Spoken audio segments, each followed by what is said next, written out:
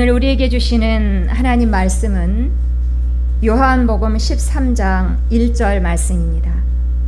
제가 받들어 봉독하겠습니다. 6월절 전에 예수께서 자기가 세상을 떠나 아버지께로 돌아가실 때가 이른 줄 아시고 세상에 있는 자기 사람들을 사랑하시되 끝까지 사랑하시니라. 아멘. 오늘 특성은 제가 하겠습니다. 이후 담임 목사님께서 나오셔서 설교해 주시겠습니다.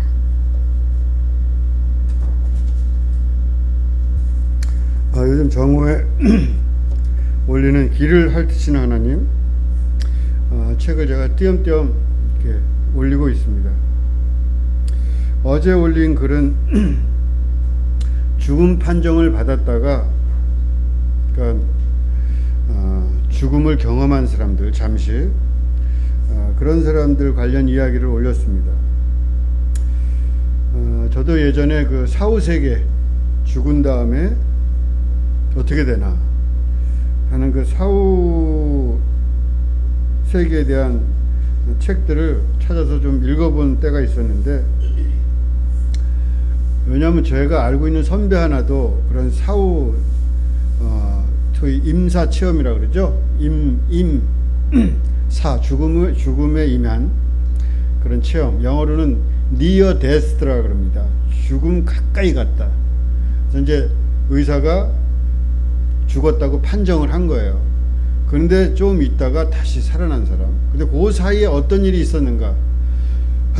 그래서 그걸 임사 체험이라 그럽니다. Near death experience. 그래서 가까이 죽음의 발을 한번 디뎌봤다는 거죠. 그래서 제가 알고 있는 선배 하나도 그때는 그 연탄가스 중독으로 자다가 죽었습니다. 그래서 죽었다고 막 울고 불고 난리 나고, 그 애인이 있었는데 그 애인이 와가지고 막 애인이랑 같이 있었는데 저희 교회 그 바로 옆에 살았거든요.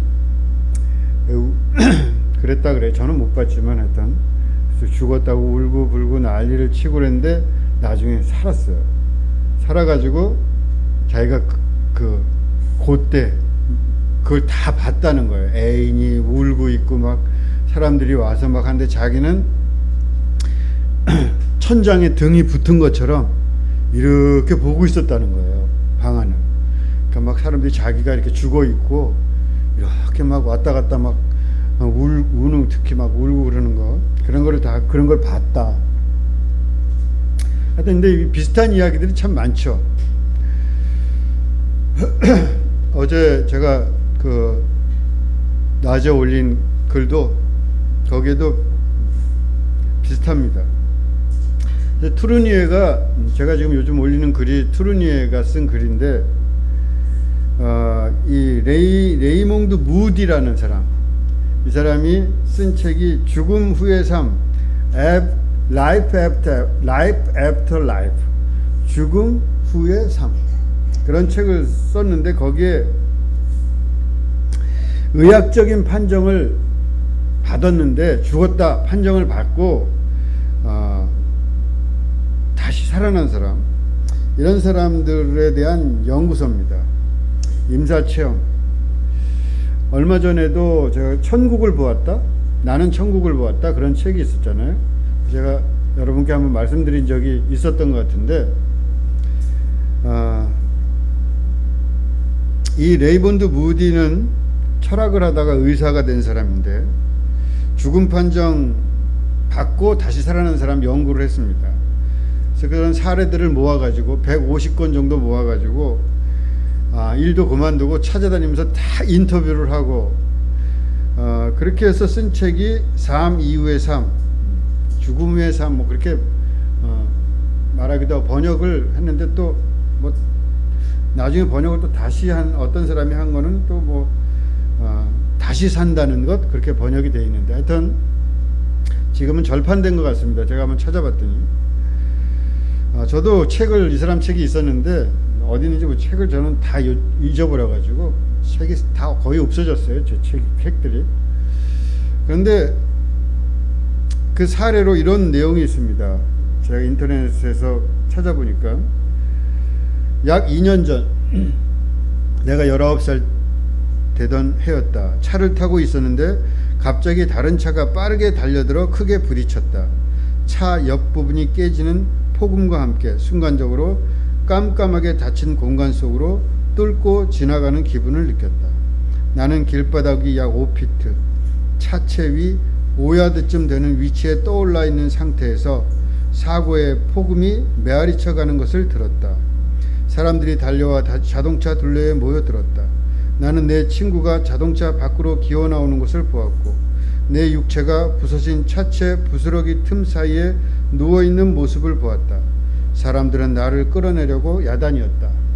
그래서 이렇게 약간 자기가 그 사고가 난 다음에 이렇게 잠깐 올라가는, 그래서 뭐 여기 보면 뭐 5피트 5야드, 그러니까 이렇게 뭐 1.5m 또 뭐 한 5m 가까이 이렇게 올라가면서 그 소리 다 그 상황을 이렇게 보고 있는 여러분 어떻게 생각하시나요? 이게 좀 환각인가? 그런 생각이 들기도 하고, 이런 죽음 가까이에 간 사례들이 참 많습니다. 죽음에 대해서 쓴 책 중에 대중적으로 제일 유명한 책 중에 하나는 죽음이란 무엇인가, 셀리 케이건이라는 사람이 쓴, 원래 제목은 그냥 데스, 죽음이라는 건데 우리나라 번역은 죽음이란 정의란 무엇인가, 그런 책 있죠. 그것과 비슷하게 이렇게 죽음이란 무엇인가, 그런 책입니다. 마이클 셀던인가요? 그 사람이 정의란 무엇인가 히트를 쳤는데 이 책도 아주 유명합니다. 둘 다 미국에서 뜨는 그런 철학자들인데, 거기에 보면 이제 죽음에 대해서 여러 가지, 이제 죽음을 잘 모르죠. 우리가 죽음은 어떻게 되는지도 모르고, 그런 우리가 알고 있는, 여태까지 알고 있는 것들을 이제 풀어 놓았는데, 임사체험에 대한 얘기도 있고 근데 우리는 죽음에 대해서 이야기하기를 좀 싫어합니다. 굉장히 사실은 죽음이라는 것이 우리 가까이에 있기도 하고 또 너무나 확실한 것이기도 하고, 확실하게 죽는데, 근데 죽음을 그냥 이렇게 잠깐 밀어놓고, 죽음이 이루어지는 장소는 특히 현대에 와서는 우리 한국 사회에서 대체로 병원입니다. 그러니까 우리가 어디서 죽나 병원에서 죽기 10의 8구는 병원에서 죽습니다.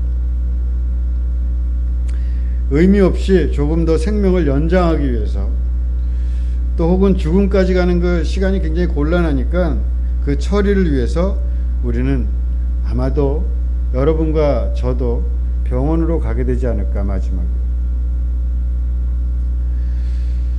집에서 처치하려면 여러 가지 힘들고 많은 비용이 들 겁니다. 그래서 병원으로 가고, 그랬다가 중환자실로 가고, 그리고 너무나도 외롭게 죽음을 맞이합니다.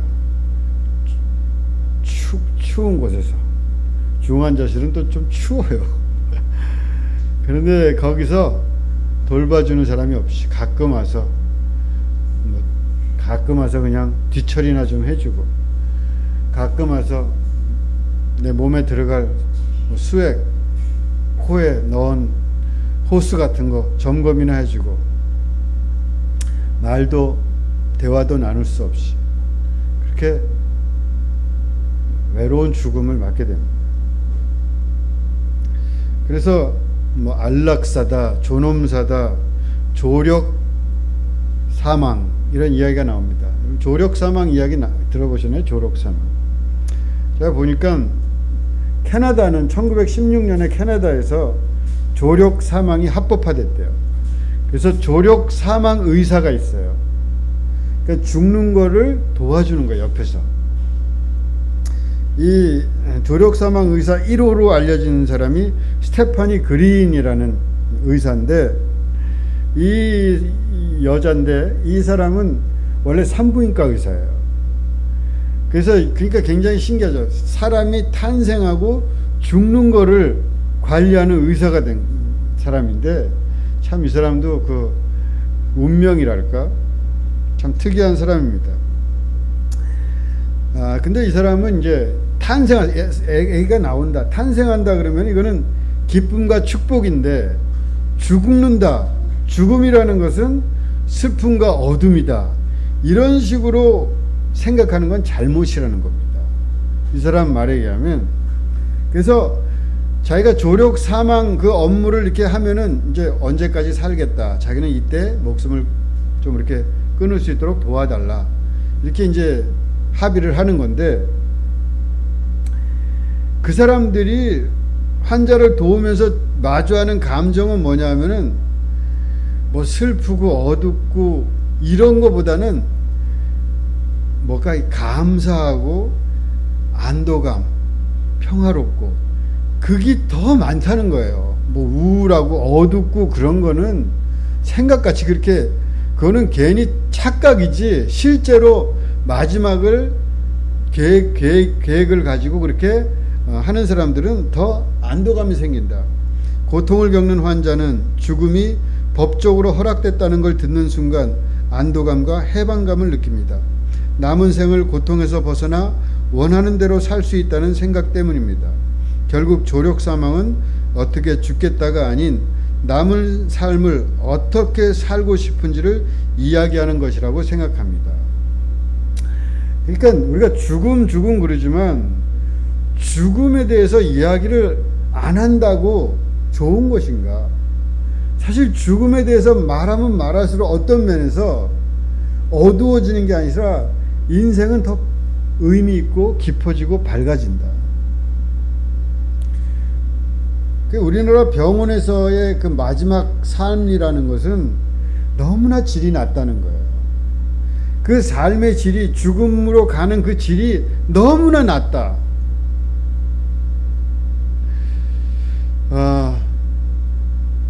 제가 어디서 보니까 현재 세계에서 소위 죽음의 질이 가장 높은 나라는 영국이라 그래요. 영국은 죽는 것을 정말 질 높게 죽을 수 있다는 거예요.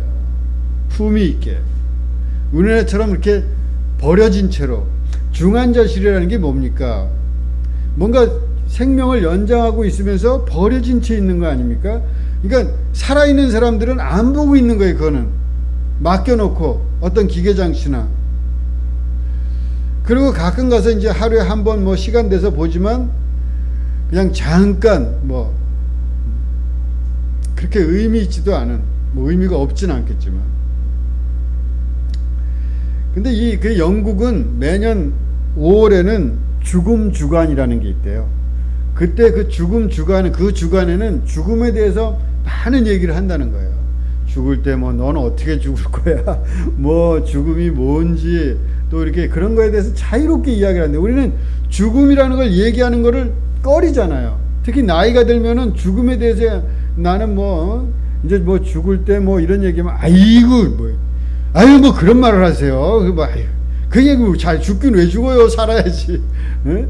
아유 뭐 그러나 그렇게 하지 않는다는 거예요. 영국 사람들은 죽음을 이야기할 때 자유롭게 얘기한다는 거예요. 죽음, 이제 내가 이제 뭐 죽으면 나 죽을 때는 뭐 이렇게 했으면 좋겠다, 뭐 이렇게 자유롭게 얘기해. 그게 삶의 나쁘냐? 그걸 차라리 죽음이라는 건 저 뒤로 밀어놓고 그냥 이렇게 하는 것이 삶에 좋으냐?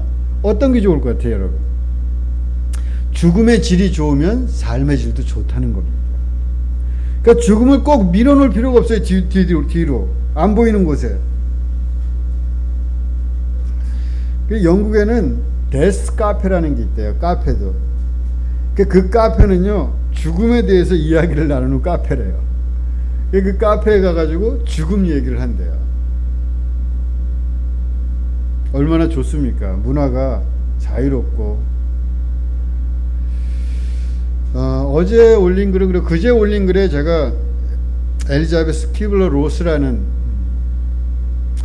여의사 이야기가 있는데, 스위스 출신이 결혼해가지고 미국으로 갔죠. 그래서 활동을 많이 했는데, 이 사람은 그 임종 연구 분야의 개척자입니다. 그리고 호스피스 그러잖아요. 호스피스를 시작한 사람이라고 할 수 있어요. 이 그 엘리자베스 키블러 로스라는 사람도 임종에 관한 많은 책을 썼고 강의도 많이 했습니다. 이 사람이 이제 죽음을 받아들이기까지 인간이 어떻게 심리적으로 변하는가에 대한 5가지 단계를 설정을 했는데, 자기가 관찰을 한 결과 이건 거의 임종의 심리 단계를 나타내는 도구마처럼 됐어요. 지금은 거의 굉장히 유명한 사람입니다. 사람이 맨 처음에는 죽음 통지를 받으면은 부정을 한대요. 아, 내가 왜? 아니겠지. 뭐가 잘못된 거 아니야? 그런 식으로 일단 거부를 한다. 팍 받아들일 수가 없는 거죠. 그래서 일단 완충지대를 두는 거예요. 거부는. 이거 이렇게 해서 약간 내 것이 아닌 것 같이 그렇게 거부를 한다는 겁니다. 그러다가 시간이 지나면은 분노가 생긴대요. 원망의 감정이 생기고, 그러면 의료진에게도 화를 내고 가족들에게도 화를 내는 기간이 생긴다는 거죠. 그리고 자꾸만 이제 아직 나는 세다, 아직 아니라는 식으로 막 이렇게 자기를 막 드러내려고 그러고, 그러다가 타협을 한답니다. 그 어떤 생각을 하냐면은 이제 기도 좀 해볼까? 이제 좀 회개를 좀 할까? 회개하고 좀 봉사하고 좀 좋은 일 하면서 좀 할까? 그러면 하나님이 좀 날 좀 봐주지 않을까? 그래서 약간 이렇게 자기 타협을 시작하고, 그러다가 우울에 빠진답니다. 우울증처럼 희망이 안 보이고 회복이 안 되는 것 같으면 병이 짙어지고 슬퍼지고 혼자 있고 싶다, 만사가 싫다, 가족이고 뭐고 다 싫다, 우울해진다는 거예요. 이대로 내가 사는 게 의미가 있을까? 그러다가 마지막에 가면은 죽음을 이제 수용한다 그래요. 더 이상 분노나 우울에 빠지지 않고, 그래서 시간이 좀 있으면은 자기한테 이렇게 받아들이는 거죠. 그렇지 자기. 그리고 이런 마음을 갖는데, 준비됐다 이제. 편안하다. 그렇게 이제 자기가 받아들인다는 거죠. 사람에 따라서 이제 물론 수용 단계까지 못 가는 사람들도 있고 그렇긴 하지만, 하여간 그런 식으로 사람이 죽음에 가까이 가면서 그런 심리적 단계를 겪는다는 거죠. 이 엘리자베스 키블러 로스는 1926년생입니다. 2004년에 죽었는데 죽은 지 그렇게 얼마 안 됩니다. 미국 국립여성 명예전당에 이름을 올렸고, 타임지가 선정한 20세기 100대 사상가다 이렇게 들기도 했어요. 유명한 사람입니다. 그제 그래도 올렸지만 미국 사람들이 유럽 사람들보다 죽음에 대해서 훨씬 더 두려워한대요. 참 아이러니죠. 미국 사람들은 왜 유럽 사람보다 죽음을 더 두려워할까? 유럽 사람들은 죽음 얘기를 하는 것도 괜찮고 죽음에 대해서 가까이 하면서 사는데, 미국 사람들은 죽음을 안 보려고 그런다는 거예요. 미국 사람들이 신앙이 좋잖아요. 그렇죠? 왜 신앙이 더 좋은 미국 사람들은 죽음을 이렇게 무서워할까? 아이러니입니다, 정말. 제가 보기에 신앙 좋은 사람이라고 해서 죽음을 신앙 없다고 해서 죽음을 두려워하고 그런 건 아닌 것 같아요. 제가 만나본 사람들 얘기를 들으면 신앙 없는 사람들도 죽음을 그렇게 두려워하지 않습니다. 근데 왜 신앙 있는 사람들이 더 두려워할까? 이상하지 않아요? 그래서 어떤 사람들은 그래서 겁 많은 사람들이 신앙을 갖는 거다 원래, 그런 얘기를 하기도 하고. 하여간 미국 사람들이 그렇기 때문에 미국 의사들도 그렇대요. 유럽 의사들보다 이 키블러 로스 얘기는 미국 의사들보다 유럽에 있는 의사들은 훨씬 죽음을 덜 두려워한대요. 근데 미국 의사들은 죽음을 안 보려고 그런대요. 그래서 죽음을 맞이한 사람들을 대체로 뒤로 옆으로 이렇게 미쳐놓는다는 거예요. 물론 아주 안 보진 않지만 그것을 죽음을 이렇게 마주하려고 자기가 그러는 경향이 유럽 사람들이 더 강하다는 거죠. 미국 의사들은 죽는 것을 보는 것이 두려워서 죽어가는 환자들을 혼자 죽도록 내버려 둔다. 이게 이제 이 엘리자베스의 얘기입니다. 환자를 방치한다. 죽어가는 환자를 보듬고 이렇게 살피면서 그렇게 해야 되는데 거의 버리다시피 한다는 거예요. 최소한의 것을 해주면서 유지시키는 정도로 거의 인간적인 대접이라고는 받을 수가 없이 방치한. 우리나라도 똑같죠. 우리나라는 거의 미국식입니다. 이거는 완전히 버립니다. 최소한의 것을 돈을 조금 대가 최소한권을 유지시키면서 버려놓는 거예요. 거의. 죽음이란 무엇인가를 쓴 아까 말씀드린 셀리 케이건이라는 사람도 그런 말을 한 걸 제가 봤는데, 이 투르니에, 우리가 지금 읽는 투르니에 또 비슷한 생각을 하고 있습니다. 당신은 어떤 환경에서 죽고 싶은가? 투르니에는 무디 박사가 쓴 책에 나오는 임사 체험자들의 경험을 떠올립니다.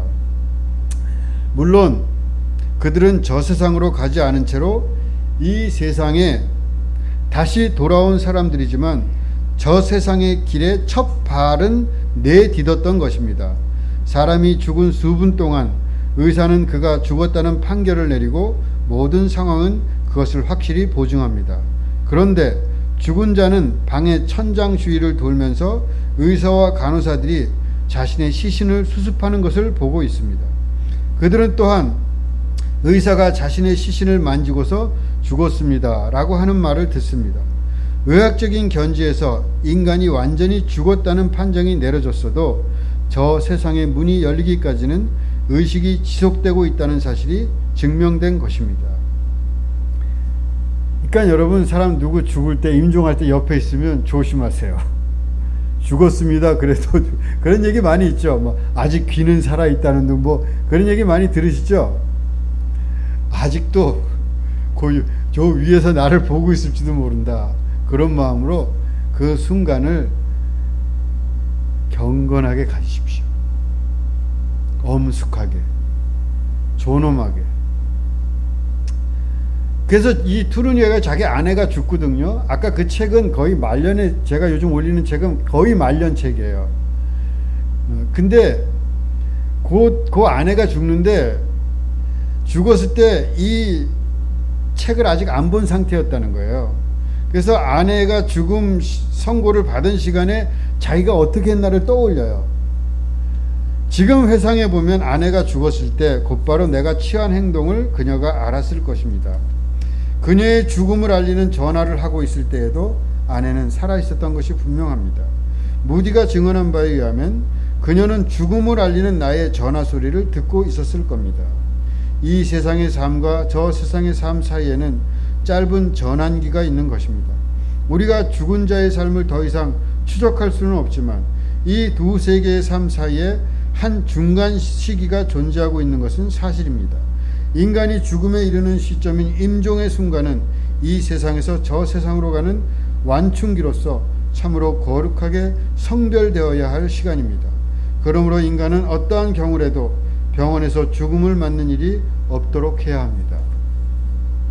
그래서 이제 이 투르니에는 자기가 죽을 때 자기는 병원에 있기 싫다고 얘기합니다.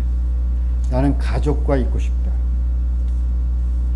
그 이유는 뭐냐면은 이 세상에서 작별을 고할 때, 야, 이젠 죽어서 끝이다, 이게 아니라 이 사람이 죽음을 받아들이고 또 다시 새로운 삶으로 가고 있다는 것을, 새로운 세계로 태어났다는 것을 알고 있다는 것은 가족이 인식한다는 거예요. 가족은 그것을 아는 가족 옆에서 죽고 싶다는 거예요. 이제 끝났다. 이 사람은 죽음, 삶에서 끝난 사람.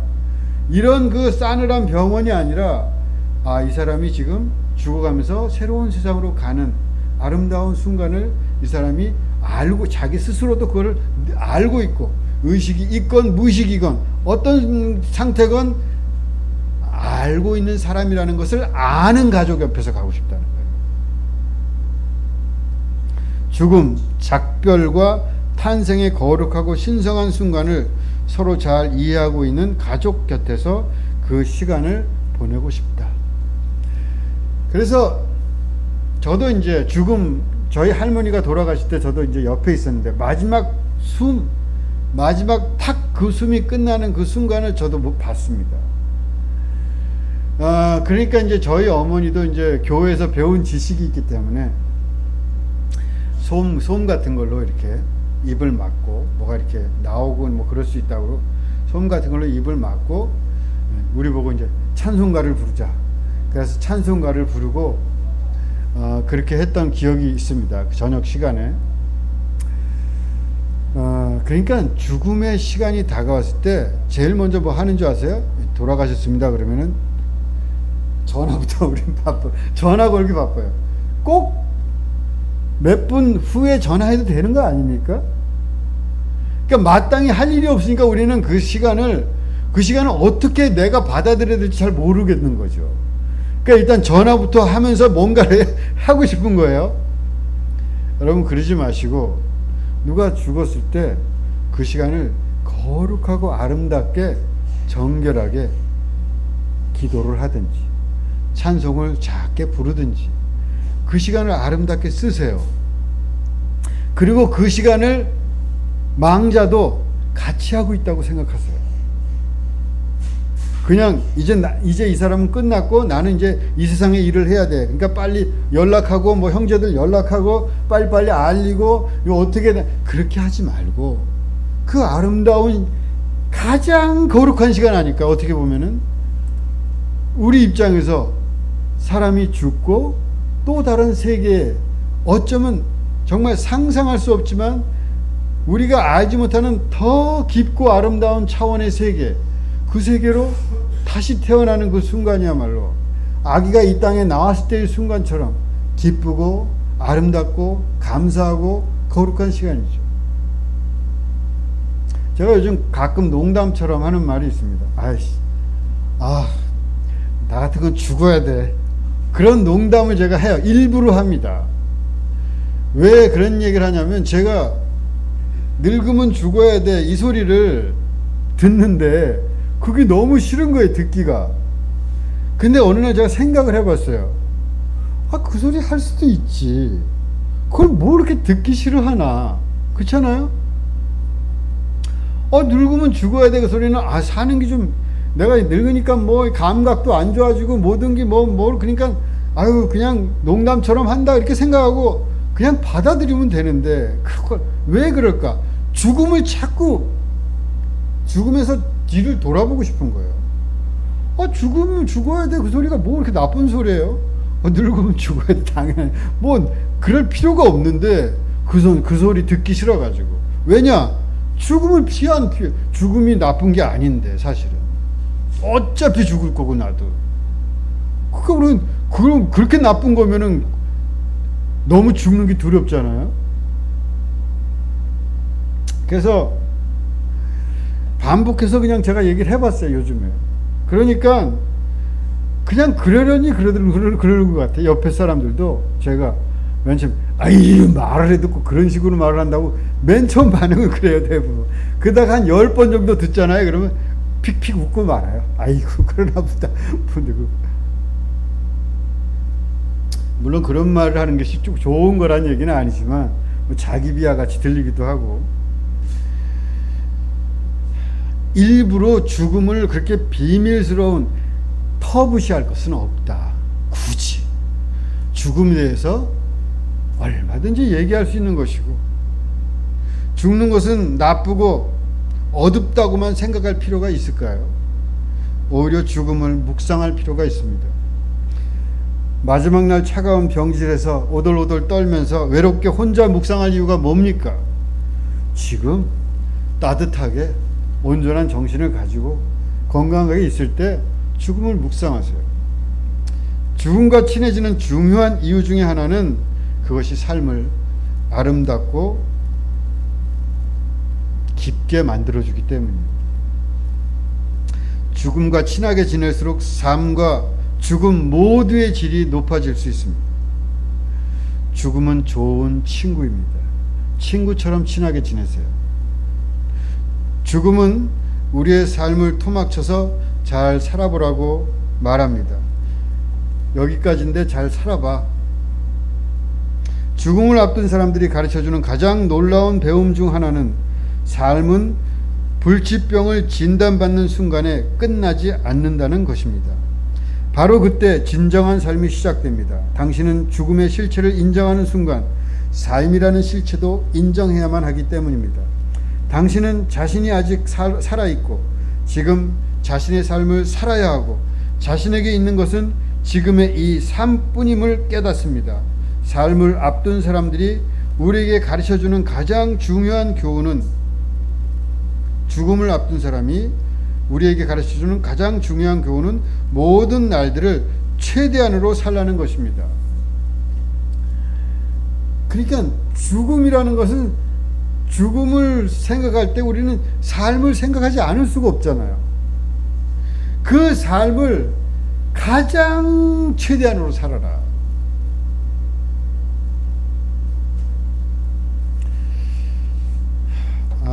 오늘 읽은 요한복음에는 소위 고별 설교라는 것이 있습니다. 제가 성경 중에 가장 사랑하는 부분입니다.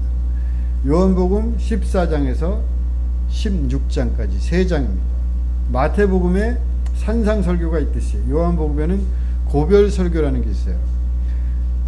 그리고 14장, 15장, 16장 지나서 17장에는 고별 기도가 있습니다. 예수님의 18장이 되면은 예수님이 체포되고 잡혀서 죽음의 길을 갑니다. 안나스에게 끌려가고 신문받으러 끌려다니고 결국은 십자가형을 받습니다. 그러니까 마지막 말과 마지막 기도에 예수님의 요한복음 14장부터 17장까지 그 14장을 시작하는 장이 뭐냐면 13장입니다. 그러니까 어떻게 보면 13장부터 고별 설교를 요한 저자는 시작하고 있다고 봐도 좋아요.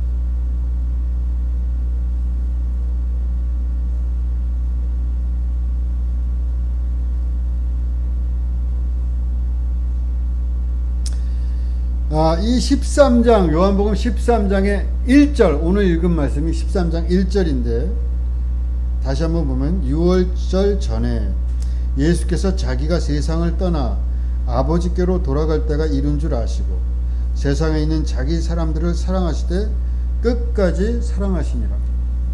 예수님이 지금 죽음을 직감하고 있습니다. 물론 자연사한 것은 아니죠. 예수님이. 그렇지만 이제 죽는다는 어떻게 보면 자연사보다도 더 충격적이고 이걸 어떻게 받아들여야 될지 모를 그런 상황인데 이 13장이 이어지는데 저녁을 먹다가 예수님이 13장에 보면 일어나서 제자들의 발을 씻기 시작합니다. 이것이 죽음을 눈앞에 두고 있는 예수님의 행동이에요. 자기 인생에 찾아왔던 사람들, 애틋하고 절실한 그런 마음으로 사랑하고 같이 지금도 같이 있는 이 옆에 있는 나의 친구 같은 이 동지들, 정말 절실한 마음으로 그렇게 사랑하고 싶었던 거 아닐까요? 마지막 남은 시간을. 사실 마지막 남은 시간이라는 게 거의 없어요. 그 밤에 나가서 잡힙니다. 그런데 이 남은 시간을 어떻게 살 것인가? 발을 씻기고 살아있는 이 귀중한 시간을, 남은 시간을 뜨겁게 사랑하고 싶다.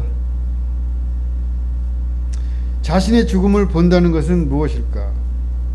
눈물이 나기도 합니다. 아마 이 뱃속에 가득하지 않았을까요? 치면 나올 눈물이. 이 사랑하는 사람들은 이제 또 끝났다. 그러나 그 눈물이라는 단어 하나가 모든 것을 대변할 수 있을까요? 이어지는 고별 설교에서 예수님은 서로 사랑하라고 말합니다. 내 말대로 한다면 너희는 나의 친구라고 그렇게 얘기합니다. 세상이 줄 수 없는 평화를 주겠다. 근심하지만 근심이 변하여 도리어 기쁨이 될 것이다. 그리고 고별 설교의 마지막 절은 이렇게 끝납니다. 이것을 너희에게 이르는 것은 너희가 내 안에서 평안을 누리게 하려 함이라. 세상에서는 너희가 환난을 당하나 담대하라. 내가 세상을 이기었노라. 다시 처음으로 돌아가 봅시다. 죽음을 바라보면서 그 길을 달려가는 예수님의 남은 삶에 대해서 요한은 이렇게 묘사합니다. 세상에 있는 자기 사람들을 사랑하시되 끝까지 사랑하셨다. 그러니까 죽음은 우리의 삶을 진실하게 애틋하게 합니다. 아까 말씀드린 그 Life After Life, 삶 이후의 삶이라는 책에는 죽음의 끝을 가봤던 사람들, 그러니까 임사 체험을 했던 사람들이 깨어난 다음에 그 다음에 그 사람들이 깨어나서 남은 삶을 어떻게 살았는가에 대한 조사도 있어요. 죽음에 한 발 디뎠다가 온 사람들은, 그 다음에 깨어난 사람들은 그 이후의 삶을 어떻게 살았을까? 다들 삶을 더 아름답게 좋게 살았다는 거예요.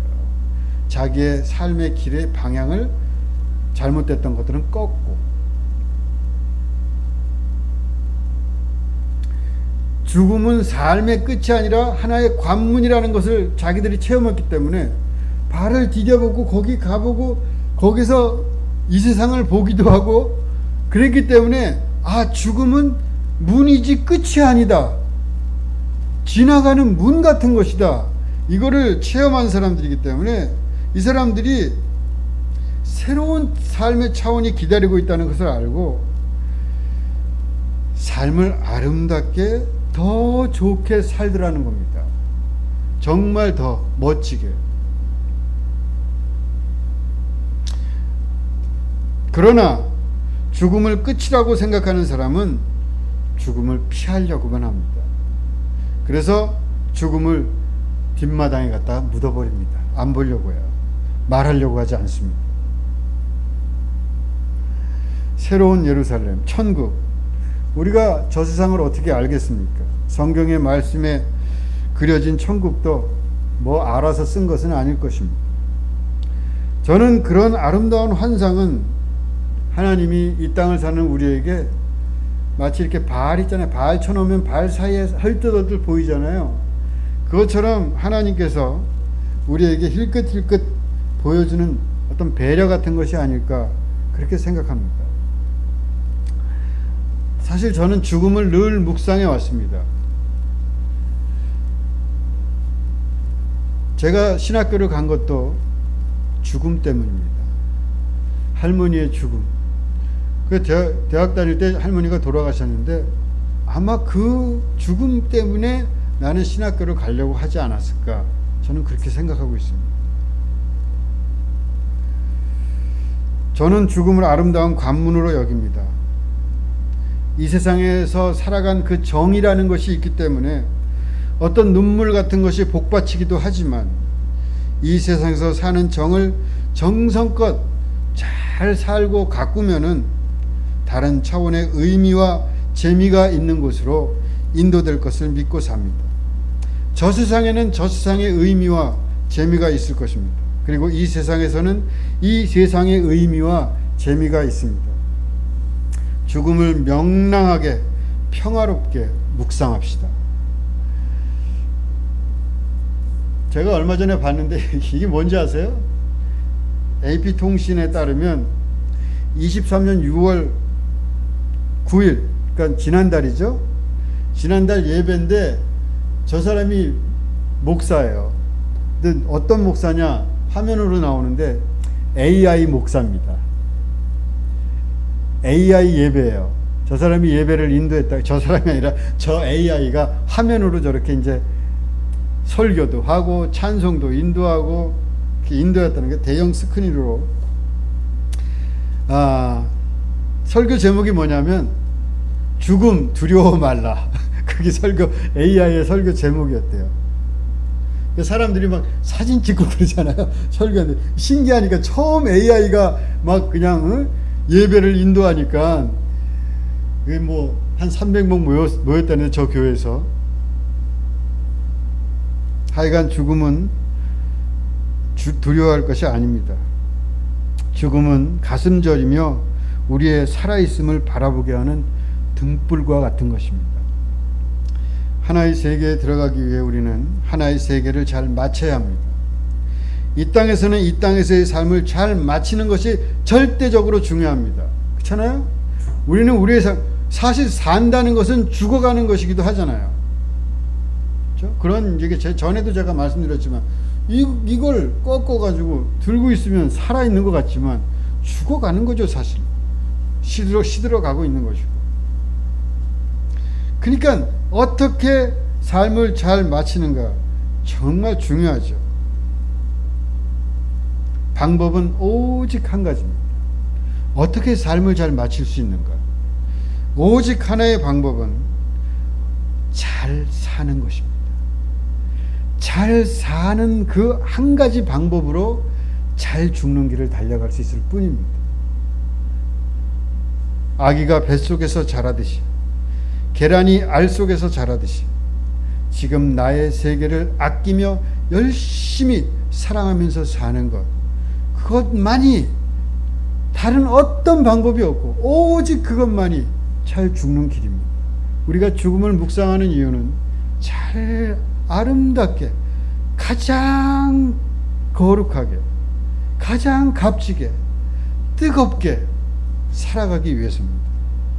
새로운 세계를 바라보는 사람, 죽음을 묵상하는 사람은 지금을 잘 살지 않을 수 없습니다. 지금 이 순간을 귀중하게, 소중하게 받아듭시다. 신발을 벗고 성스러운 마음으로 우리의 자리에 섭시다. 예수님처럼 우리도 마지막 힘을 다해서, 마지막 힘을 짜내서 나와 함께 삶을 나누고 있는 내 곁에 있는 사람들을 뜨겁고 아름답게 사랑하면서 열심히 살아갈 수 있기를 축원합니다. 기도하겠습니다. 잠깐 묵상하겠습니다.